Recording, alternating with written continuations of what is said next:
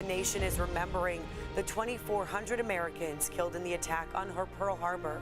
Here we are 81 years later, and a sailor killed in the attack will finally be laid to rest today. CBS 8's Chris Groh live with that story, plus a ceremony that's going to be happening right there at the USS Midway. Chris?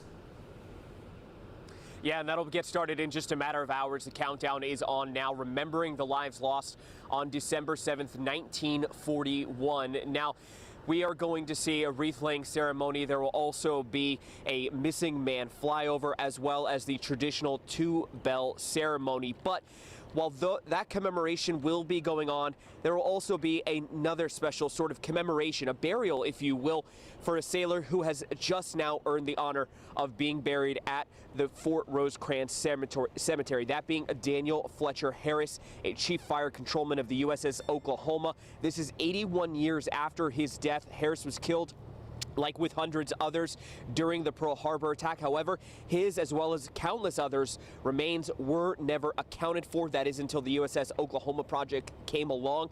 The Department of Defense-run project uses DNA from surviving family members to identify loved ones killed in the attack.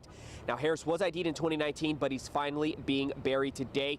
He was stationed at Naval Training Station San Diego 1937, then assigned to serve on the Oklahoma. He actually still has family here in San Diego, and that ceremony will be going on later today. But what's so interesting again about the USS Oklahoma project is that from 2003 to 2020, nearly 300 other remains have been ID'd from that ship. 429 sailors, though, were killed aboard the USS Oklahoma on December 7th, 1941.